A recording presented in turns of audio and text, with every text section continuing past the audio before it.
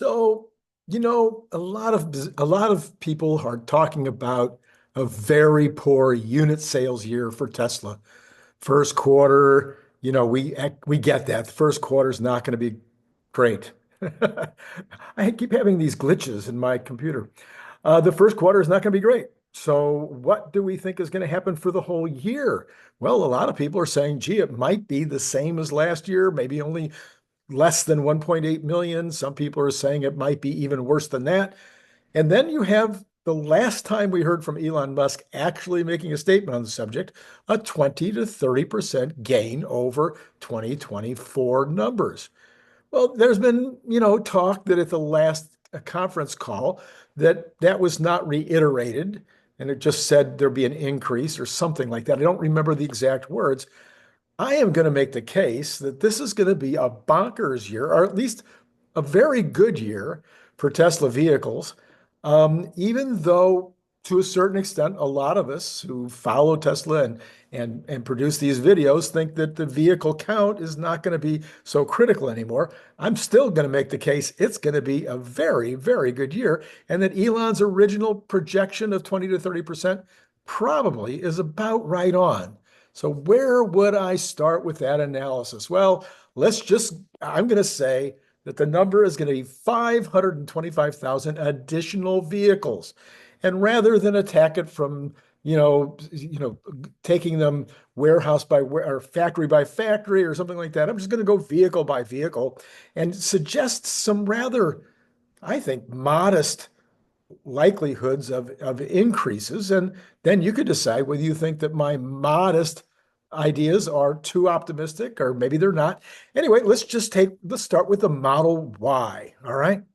I'm going to say that just normal additional unit sales, because the product is way better than last year's product. It's already the best selling car in the world. It will be sold into they'll open new territories, and those might only represent another 10,000 or 20,000 or 30 or 40,000, like India, for instance, that they will open, more new countries, and that those will increase the sales in China. I don't even think it's an issue. There will be more sales in India. I think there's clearly the Republicans, the conservatives, and some of the independents are going to buy more Model Ys in the United States.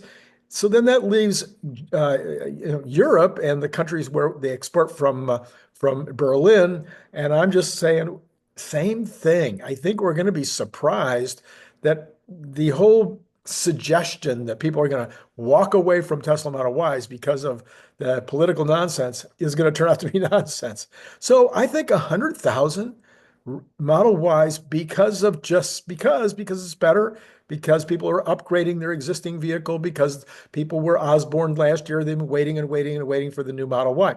That's so 100,000 out of 1.1 million, I think, total. So a 10% increase worldwide. Okay. For all of those purposes, all those reasons that I just listed, I think that's conservative. Okay. Then I'm going to add another 100,000. Why would I add another 100,000? Well, I'm going to add another 100,000 because I believe that incredible technology sells vehicles. And at some point this year, and probably in June or July or August, we're going to have unsupervised Model Y. And I think once we have unsupervised Model Y, that is going to be bringing people into the showroom. I've been saying that for a long time. I think it will be significant. I think another 10% would not be shocking at all. And again, from all markets, from all over the world, a total of another 10% increase with probably the most incredible feature or benefit that has ever been unveiled on a vehicle since the vehicle became a thing. And then I'm going to add another 50,000. Another 50,000, Randy. Where are you going to get that? Well, I'm going to get that from the entrepreneurs. So the folks who, once we have Robotaxi, again, should be in June. Maybe it's a little late. Maybe it's July or August. But at some point, Robotaxis are going to hit the street. And there's going to be a bunch of folks that are going to want to buy a few of these cars all over the world in order to be able to take advantage of making some money off of these vehicles. So there's where I get my first 250,000 out of my 525,000. So was that hard? I mean, did that seem crazy? Did those numbers seem ridiculous? Well, let me know in the comments. Now then, we've got the next group, which would be the Model 3s, right? And I'm going to say that using kind of the same logic, we're going to get 50,000 extra Model 3s just because new territories, more sales to conservatives in the United States, more sales because it's a cool car and people just will find out about it. So I'm saying, 50,000. I don't know exactly how many were sold last year. I want to say it's on the order of about 400,000, maybe something around 400,000. So again, 50,000 extra would be around 10% additional Model 3s. And then guess what I'm going to do? Yeah, you guessed. I'm going to add another 25,000 for unsupervised Model 3s. And I'm going to add another 25,000 for people that are going to buy these for the opportunity to use them as robotaxis. And this will be a strong use case for robotaxis because it is less expensive. And so people that want to buy more of them will be buying the Model 3s, even though the Model Y might have some advantages in the robotaxi business because of its form factor. I'm not sure. Maybe it'll be the reverse. Maybe there'll be 50,000 Model 3s and 25,000 Model Ys. I don't know. Maybe they'll all be Model 3s. But anyway, we'll find out. There's got to be a bunch of folks. Believe me, there's a bunch of folks that are going to be buying these in order to be part of the network. Well, then we have, the Cybertruck. It's the much talked about. Lots of headlines, lots of people talking about them, and of course, lots of people using them as a method for protest right now. I'm going to say that the number for this year would have been about 75,000 more than last year. The ramp is now proceeding again. We saw Joe Tegmeyer with pictures of lots and lots of them in the lot. So I think there might have been a slowdown to fix a couple of things. I'm not sure. Maybe it was just a slowdown in general. Whatever it was, I'm saying that they made roughly 40,000 last year. I'm not sure anybody knows the exact number, but I'm saying that they're going to add 75,000 more just because. Now, that's going to include a lot of new territories. So they may be getting sold in China, Japan, Australia, a lot of the countries where we're already already have other vehicles.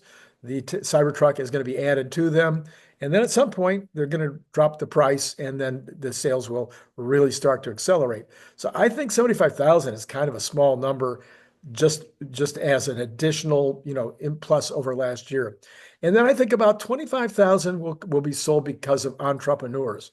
I'm not looking for any additional sales because of the unsupervised. I think that's included in the 75,000, but I do think there'll be a bunch of people buying these as robotaxis because of the form factor, because there'll be a very unique approach, something that people will want for their date or whatever. It'll be a very good use case. All right, that one's the one. That one I would be the least.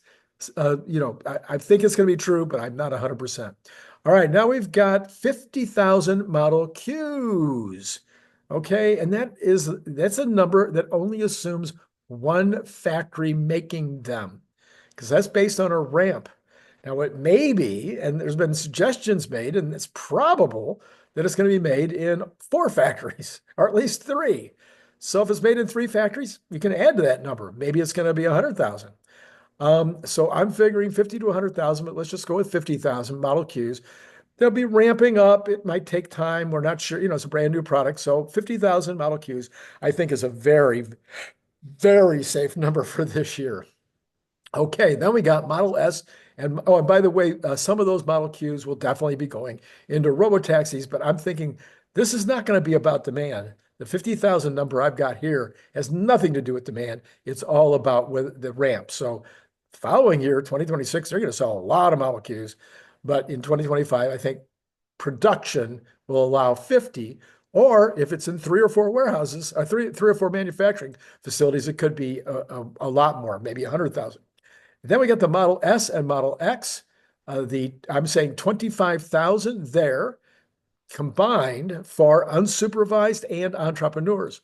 So there's a whole bunch of people that are really wealthy, don't care. Money is not an object, and they'll want the very best car that Tesla makes.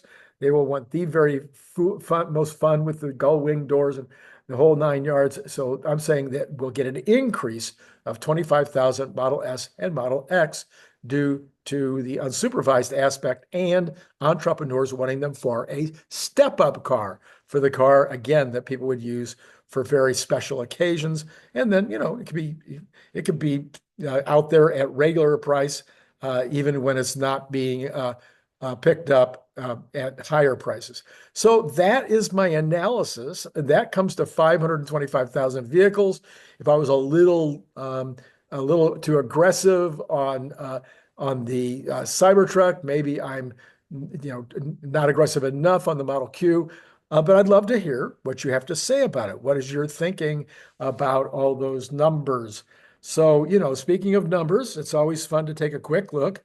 Tesla is up $6 in the after hours market, 2.35%. So that's pretty good news. So that'll be something that you can think about in terms of tomorrow's action. I would suggest that based on what we saw today, what we've seen overnight, and also with regard to the overall markets being up strongly, I think tomorrow is probably going to be another really good day in the market. Now, is this it? Are we back into the bull? Is this going to be the fastest correction and recovery ever? Or is this going to be something that has a little bit of a bounce to it? Well, if you go back and you look at what I just talked about with Jeff Lutz, one of the best videos maybe that's ever been on this channel, maybe one of the best videos ever. No, okay. So no, Jeff and I think Jeff did a fantastic job. We kind of talked about what the Treasury Secretary, Scott Bessent, just said yesterday. We talked about what Chairman Powell said today. We talked about a lot of the things that have basically caused me to decide there's not going to be a recession, just not going to happen. I have tremendous confidence in this team that's in there now. I think you'll find the video that Jeff and I did extremely interesting. I'll tell you, you can go find it right there. And but the part of the reason I think that these numbers will happen is because I think the economy is going to be doing just fine all year. And towards the end of the year, we may be looking at a 3.5–4%, 4% GDP increase. Then, the fourth quarter could turn out to be an incredible blowout when you've got unsupervised, you've got Robotaxi, you've got the Model Q, and you've got a robust economy with low interest rates. Could be a really amazing kind of a prelude to the year I've been talking about since I practically started the channel. For over 2 years now, I've been talking about 2026, which will be the crazy, crazy year, the nutty year. Elon has already said it. He's agreeing with me. Epic year, 2026. And then what did he say about 2027? Incredulous, or I can't remember what he called it. It's going to be amazing in 26 and 27. And of course, that's why I have my stock price estimate of 700 by the end of the year, by the end of this year. And then plus for Robotaxi and Optimus, if both of those things are real by the end of the year, we could be at 1,200. And by the way, Brian Wong, he says if Optimus is revealed and we it's a full-on ready to go product by the end of the year, and if Robotaxi is out there and doing well, he thinks it could be at 1,500. So there you go. There's some numbers for you. Maybe you've heard those numbers before from me, but there you go. So again, check out Jeff Lutz and my video from just a little while ago. Check out, of course, be here tomorrow and watch all of the activities that we'll have tomorrow, which are the normal folks, Søren Basher and Brad Ferguson, and regular program tomorrow morning, where hopefully we'll be reporting on a very good start to the market day. It's, as always, been great talking to you.